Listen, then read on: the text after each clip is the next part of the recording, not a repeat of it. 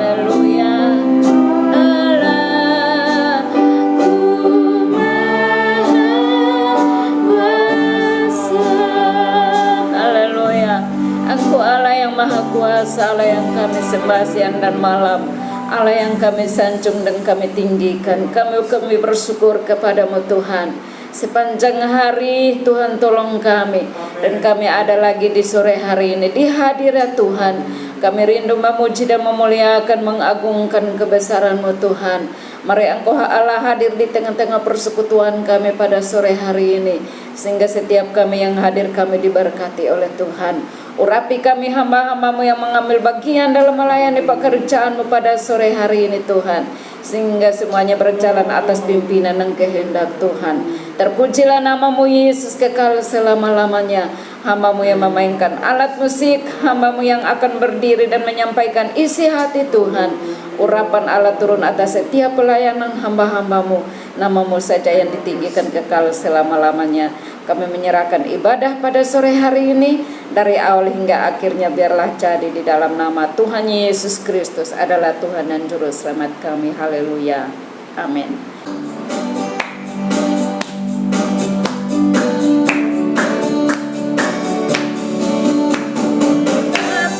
Baiknya Engkau Tuhan, kasih-Mu tiada berkesudahan.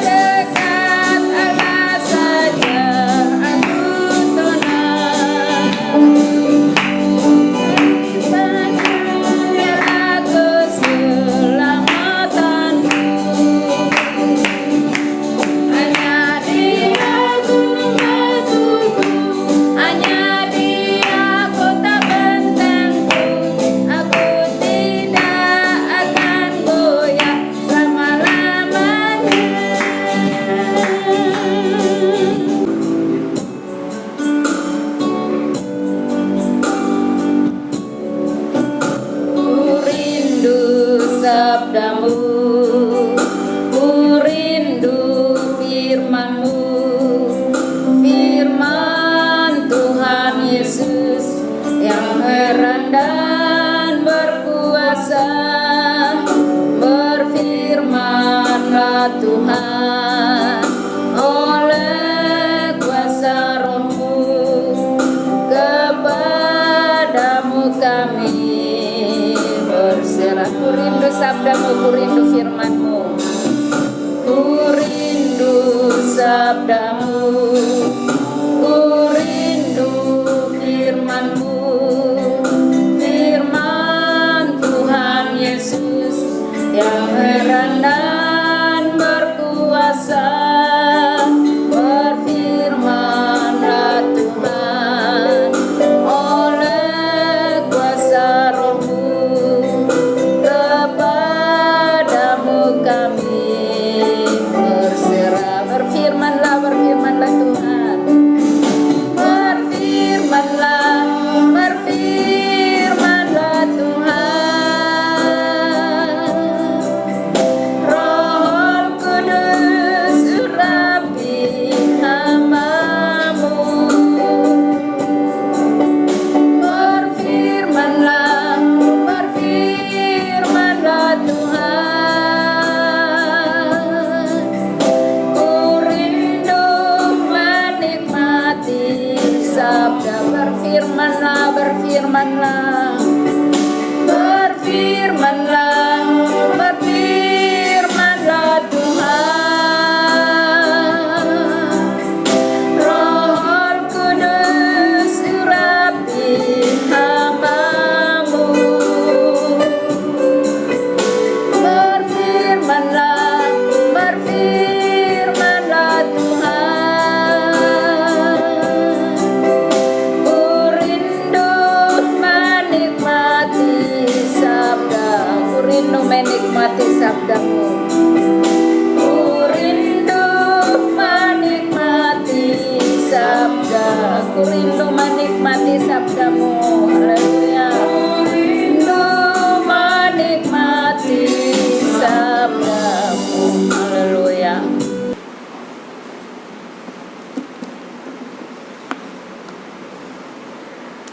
Haleluya, puji Tuhan. Selamat sore, salam sejahtera dalam kasih Tuhan Yesus Kristus. Sore hari ini kita akan melihat kebenaran firman Tuhan. Mari segera kita membuka Alkitab kita. Kita melihat di dalam Injil Markus pasal yang ke-1, pasal yang pertama.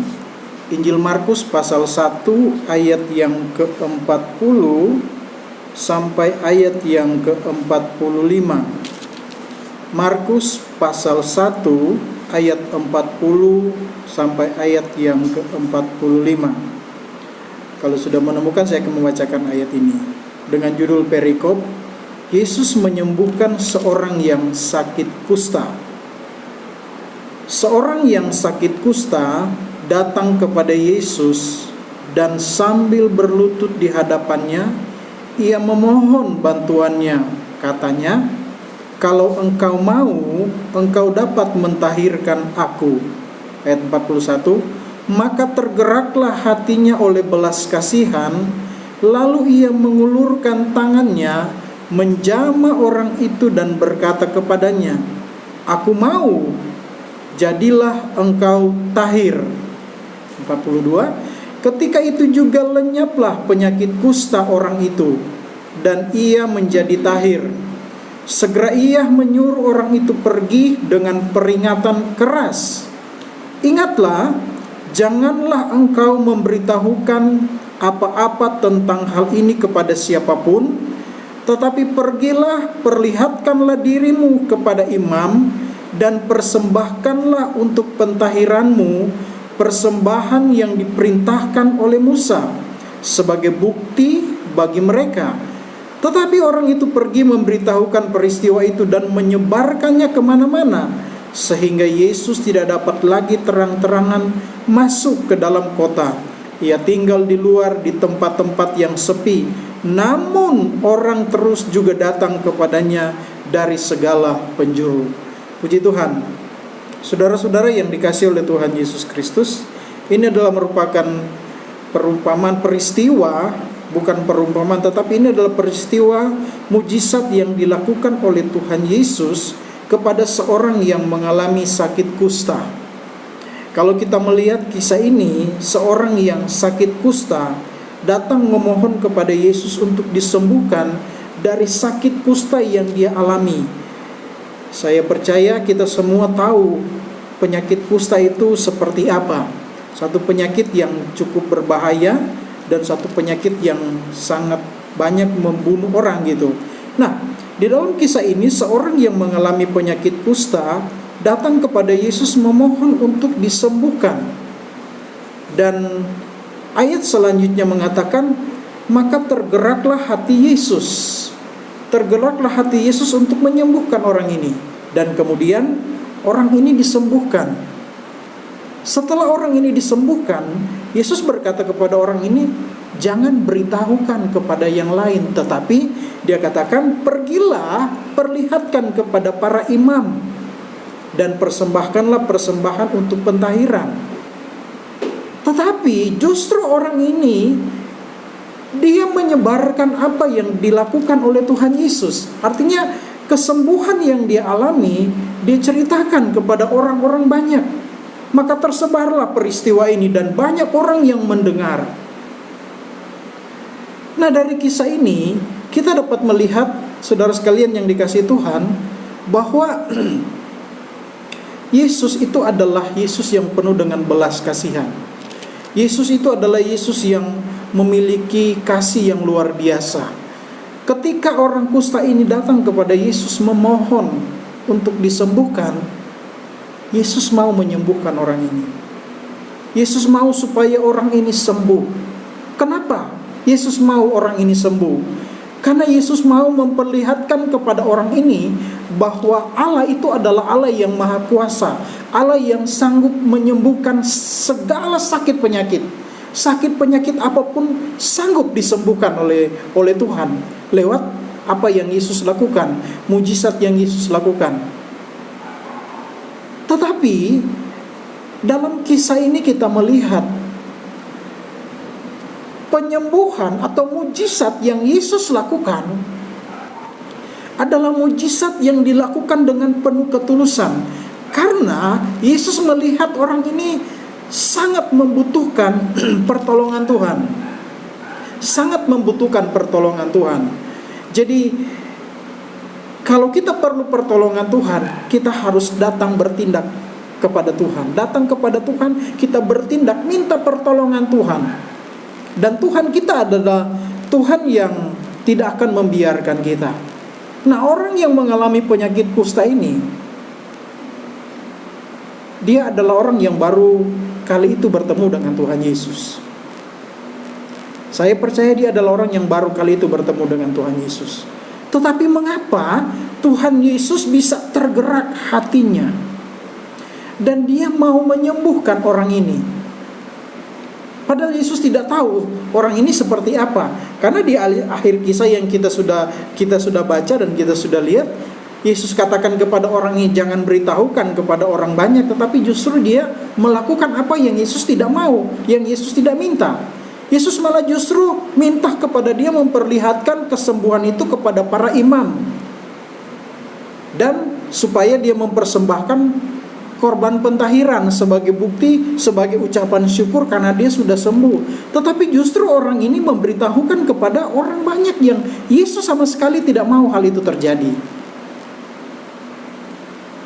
Mungkin di dalam pemikiran kita, orang ini nggak benar. Sudah ditolong dan sudah dikasih tahu jangan dikasih tahu kepada orang lain, justru dia lakukan itu. Satu pelajaran berharga yang dapat kita lihat di dalam peristiwa yang dilakukan oleh Tuhan Yesus ini, kesembuhan yang dilakukan oleh Tuhan Yesus ini kepada orang yang berpenyakit kusta. Apakah Yesus tidak tahu orang ini? Apakah Yesus tidak tahu karakter atau kelakuan orang ini gitu, saudara ya? Saya percaya Yesus tahu. Nah, kalau Yesus tahu, kenapa Yesus mau menyembuhkan orang ini? Kalau Yesus tahu nanti dia akan menyebarkan apa yang Yesus katakan, apa yang Yesus lakukan, mujizat yang Yesus lakukan. Kalau secara pemikiran kita, secara logika kita, mungkin Yesus nggak akan menyembuhkan orang ini. Yesus nggak akan menyembuhkan orang ini. Tapi ada satu hal yang Yesus lihat dalam hidup orang ini, sehingga dia tergerak hatinya untuk menyembuhkan orang kusta ini.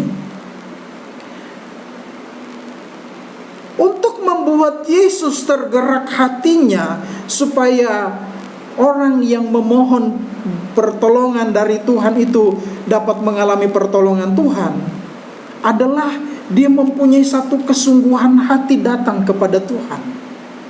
Dan orang ini melakukan hal ini. Lepas dari apa yang dia lakukan yang tidak sesuai dengan yang diperintahkan oleh Tuhan Yesus, tetapi dia datang kepada Tuhan dengan penuh kesungguhan. Itulah yang membuat hati Yesus tergerak untuk menyembuhkan orang ini. Tadi saya katakan mungkin kita akan berpikir orang ini nggak tahu diri itu. Sudah ditolong, dikasih tahu, jangan disuruh kasih tahu sama orang lain. Kenapa dia kasih tahu? Ada satu hal yang Yesus ingin perlihatkan kepada orang banyak, kepada orang-orang yang ada di sekitar itu. Walaupun resikonya Yesus harus terpaksa tidak bisa memasuki kota itu. Dia harus ada di tempat-tempat yang sepi untuk menghindari orang banyak. Kenapa Yesus harus melakukan ini? Kenapa Yesus harus menyembuhkan orang ini? Dan Yesus pun berkata kepada orang ini, perlihatkan kepada para imam bahwa kamu sudah sembuh, dan lakukanlah, berikan, persembahkanlah korban pentahiran. Yesus mau mengajar orang ini untuk bertindak menurut peraturan orang Yahudi. Peraturan orang Yahudi, setiap orang mengalami kesembuhan, pertolongan, apakah dia disembuhkan, apa dia diberkati, dia harus memberikan korban di dalam bait Allah dan diperlihatkan kepada para imam-imam. Dan saya percaya orang ini melakukan ini. Tetapi satu hal yang dilakukan oleh yang Tuhan Yesus tidak suka adalah dia memberitahukan kepada orang banyak. Nah, saudara sekalian yang dikasihi Tuhan, apa yang kita dapat petik dari peristiwa mujizat yang Yesus lakukan? Yesus bukan tidak mau menunjukkan kedahsyatan, kemahakuasaannya dia kepada orang lain, tapi Yesus mau kuasanya itu diceritakan, disaksikan oleh orang-orang yang mengalami. Bukan orang-orang yang menyaksikan, hanya melihat orang lain yang mengalami mujizat itu. Tetapi Yesus mau orang itu menyaksikan bahwa itu adalah benar-benar pengalaman pribadi. Apakah Yesus marah dan kemudian Yesus cari orang itu dan kemudian Yesus bilang, udah kamu sakit kusta lagi? Kan enggak. Kan Yesus tidak cari orang itu dan Yesus marah kepada orang itu, kemudian orang itu yang tadinya sakit sudah sembuh, sakit kusta lagi. Kan tidak. Tidak seperti itu. Tetapi justru Yesus membiarkan dia menceritakan peristiwa ini, menceritakan mujizat-mujizat ini kepada orang lain. Yang ada di dalam pemahaman dan pemikiran Tuhan Yesus yang kalau boleh saya telaah dengan apa yang dilakukan oleh Yesus, bahwa Yesus tidak mau memperlihatkan mujizat itu kepada orang lain ketika dia melakukan mujizat itu, tetapi dia mau orang yang mengalami mujizat itu menceritakan kepada orang lain. Itu yang ada di dalam pemahaman Yesus. Tadi saya katakan, apakah Yesus tidak tahu orang ini nanti akan beritakan kepada orang lain? Yesus tahu. Yesus kan Maha tahu. Di Dia Maha tahu semua apa yang dia lakukan, dan semua orang yang berhadapan dengan dia, dia tahu apa yang akan dilakukan oleh orang ini. Yesus tahu. Saya percaya Yesus tahu pasti orang ini akan sampaikan kepada orang lain. Tetapi sebenarnya tujuan Yesus seperti itu. Dan kemudian ayat yang ke-45, ketika orang itu memberitakan tentang mujizat yang dialami, orang banyak datang mencari Yesus. Tetapi ini Yesus tidak suka. Kenapa saya mau katakan Yesus tidak suka yang seperti ini? Karena dia tidak mau mereka datang kepada dia hanya membutuhkan mujizat saja. Kalau kita membaca kisah-kisah sebelumnya, Yesus menghindari orang-orang banyak karena dia tidak mau orang-orang itu datang kepada dia hanya membutuhkan kesembuhan saja. Tapi dia mau orang itu percaya kepada Tuhan. Itu sebabnya di ayat sebelumnya, ayat yang ke-43 dan 44, dengan keras Yesus ingatkan kepada orang ini, persembahkanlah persembahan pentahiran di dalam rumah Tuhan. Perlihatkan kepada para imam. Yesus mengajar orang ini untuk datang kepada Tuhan, datang beribadah di dalam rumah Tuhan. Entah setelah dia beribadah, setelah dia mempersembahkan korban pentahiran, kemudian dia menceritakan itu kepada orang lain, itu tidak masalah. Tetapi yang Yesus mau, orang ini benar-benar percaya dan mau datang di dalam rumah Tuhan. Inilah yang disampaikan, inilah yang menjadi tujuan Yesus. Walaupun dia Yesus yang menyembuhkan, tapi Yesus tetap mengajak orang itu, mengarahkan orang itu untuk datang ke rumah Tuhan, untuk mempersembahkan korban pentahiran, untuk mempersembahkan ucapan syukur, berterima kasih atas apa yang sudah dia lakukan. Sekarang kita bisa beribadah di dalam gereja. Sekarang kita bisa beribadah di rumah Tuhan. Ketika kita beribadah di dalam rumah Tuhan, itu adalah bagian yang harus kita lakukan sebagai ucapan syukur kita kepada Tuhan.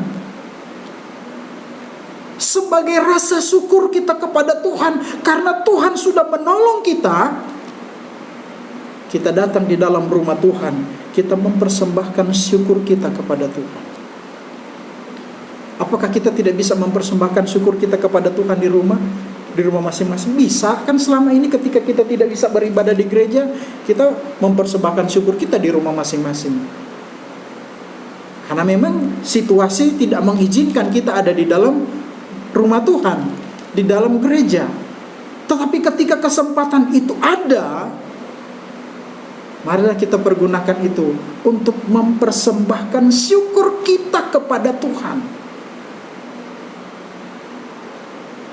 Dan ketika orang ini melakukan apa yang Yesus lakukan, Yesus katakan kepada dia, mempersembahkan korban syukur kepada imam-imam, memperlihatkan kepada para imam, dan mempersembahkan korban syukur kepada Tuhan.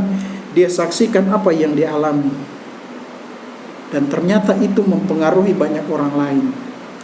Apa yang dia saksikan, banyak orang datang mencari Yesus. Tapi Yesus menghindar. Dia tinggal di tempat-tempat yang sepi. Artinya Yesus tidak mau orang-orang ini datang kepada dia hanya membutuhkan kesembuhan, hanya membutuhkan pertolongan. Tapi Yesus mau orang-orang ini benar-benar mau mencari Tuhan, percaya kepada Tuhan. Itu sebabnya Yesus mengarahkan mereka untuk datang ke dalam bait Allah. Oke, kesembuhan Yesus bisa lakukan di mana saja. Tetapi persembahan ucapan syukur kita lakukan di dalam bait Allah, di dalam rumah Tuhan. Kalau Yesus harus menghindari orang-orang banyak ini, karena Yesus tadi saya katakan, Yesus tidak serta-merta untuk bisa memberikan kesembuhan atau pertolongan kepada orang yang membutuhkan itu. Tapi Yesus setiap kali dia melakukan mujizat, Yesus punya tujuan. Tujuannya hanya satu, mereka datang kepada Tuhan. Karena kesembuhan itu datang dari Tuhan. Mereka datang kepada Tuhan karena Tuhanlah sumber pertolongan itu. Dengan rasa syukur, berterima kasih atas pertolongan Tuhan, Yesus mengarahkan orang ini datang di dalam bait Allah. Jadi ternyata rumah Tuhan adalah tempat kita mempersembahkan syukur kita kepada Tuhan. Syukur kita kepada Tuhan. Kita datang di dalam rumah Tuhan, kita beribadah, kita mempersembahkan syukur kita kepada Tuhan. Bersyukur untuk apa yang Tuhan sudah kerjakan dalam hidup kita. Bersyukur untuk kemurahan Tuhan, bersyukur untuk mujizat Tuhan yang sudah Tuhan lakukan dalam hidup kita. Kita datang beribadah, kita menyembah Tuhan. Tadi saya katakan, bukan kita tidak bisa beribadah dari rumah. Bisa seperti yang kita lakukan selama ini. Yesus ketika menyembuhkan orang ini, dia tidak ada di dalam bait Allah loh. Dia ada di tempat lain. Artinya bahwa kesembuhan bisa terjadi di mana saja. Tetapi ucapan syukur, terima kasih itu harus dipersembahkan di dalam rumah Tuhan. Rasa syukur kita, persembahan ucapan syukur kita kepada Tuhan, kita persembahkan di dalam rumah Tuhan. Kalau Yesus melarang orang ini untuk memberitakan ini, sebenarnya Tuhan Yesus ingin supaya mereka datang ke dalam rumah Tuhan, bukan datang kepada Yesus di tempat yang lain. Kalau mereka mau mengalami kesembuhan, datang di dalam rumah Tuhan, dan Yesus bisa melakukan kesembuhan di sana. Tapi Yesus bisa, tadi saya katakan, Yesus bisa menyembuhkan di mana saja, tempat terserah Yesus, seperti yang dialami oleh orang-orang yang sakit kusta ini. Tetapi Yesus tetap ingatkan kepada orang ini, datang ke dalam rumah Tuhan, persembahkanlah syukur kepada Tuhan di sana. Yesus tidak mengatakan kepada orang ini, kamu harus mempersembahkan syukur kepada saya di sini. Yesus tidak ada di dalam bait Allah. Yesus tidak ada di dalam rumah Tuhan. Dia ada di tempat yang lain. Itu sebabnya Yesus mengarahkan orang ini datang ke dalam bait Allah, datang ke dalam rumah Tuhan untuk mempersembahkan syukur, berterima kasih. Berterima kasih kepada Tuhan yang empunya mujizat itu, yang empunya kuasa itu. Terserah nanti kalau dia beritakan kepada orang lain. Kan Yesus punya kedaulatan untuk menolak orang-orang itu datang kepada dia. Walaupun dikatakan di sini, namun orang terus juga datang kepadanya. Memang orang datang mencari Yesus. Tetapi Yesus tetap selalu mengarahkan mereka untuk tetap datang di dalam bait Allah. Untuk tetap datang kepada Tuhan di dalam rumah Tuhan. Kalau kita mau mencari Tuhan, datanglah di rumah Tuhan. Kalau kita mau mengalami mujizat Tuhan, datanglah di rumah Tuhan. Kalau kita mau mengalami pertolongan Tuhan, datanglah di rumah Tuhan. Kalau kita mau mempersembahkan syukur kita kepada Tuhan, datanglah di rumah Tuhan. Itu sebabnya Yesus arahkan orang ini datang di dalam bait Allah. Perlihatkan kepada para imam, persembahkanlah korban pentahiran. Yesus tidak katakan, kamu harus datang kepada saya, berterima kasih kepada saya di sini. Bukan, Yesus tidak mengatakan hal itu. Dia katakan, perlihatkan itu kepada para imam, persembahkanlah korban pentahiran di sana. Jadi saudara sekalian yang dikasihi Tuhan, tempat kita beribadah kepada Tuhan, di sanalah kita mempersembahkan syukur kita kepada Tuhan, mempersembahkan korban syukur kita kepada Tuhan, kita berterima kasih kepada Tuhan, kita bersyukur kepada Tuhan di sana. Itu yang berkenan.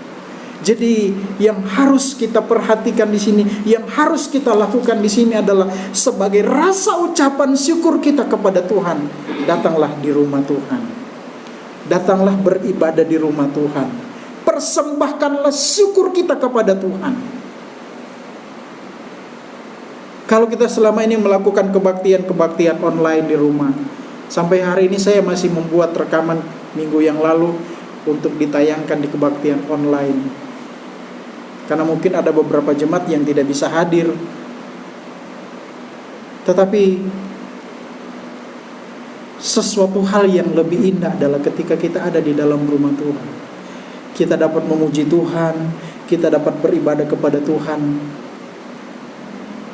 Saya merasa diberkati dengan kebaktian pertama kali saya hadir di GPD Neoso. Pujiannya sangat memberkati.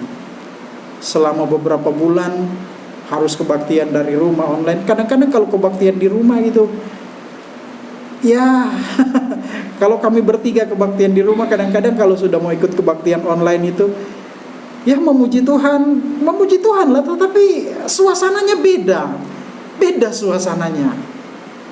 Ketika berada di dalam rumah Tuhan, kalau ada di dalam rumah Tuhan kita akan tepuk tangan dengan bebas gitu. Kalau di rumah kan nggak mungkin kita tepuk tangan kencang-kencang gitu, saudara. Ya paling sekedar lah kita tepuk tangan gitu. Gak enak didengar sama tetangga mungkin. Sekedar saja paling, atau mungkin ada yang mengikuti kebaktian mungkin hanya cuma menyaksikan saja tayangan itu. Hanya menyaksikan ketika berdoa, ketika mendengarkan firman Tuhan, buka Alkitab, membaca firman Tuhan. Kalau kita mencatat.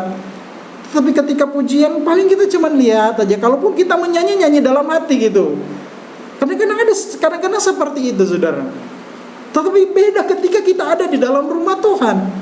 Ketika kita ada di rumah Tuhan, ketika kita menyanyikan pujian, kita tidak segan-segan untuk memuji Tuhan. Kita bebas memuliakan Tuhan. Kita bebas menyembah Tuhan. Kalau Yesus mengarahkan orang-orang yang mengalami kesembuhan ini datang di dalam rumah Tuhan, karena rumah Tuhan adalah tempat Tuhan berdiam diri. Kalau kita mau mempersembahkan syukur kita, datanglah di rumah Tuhan.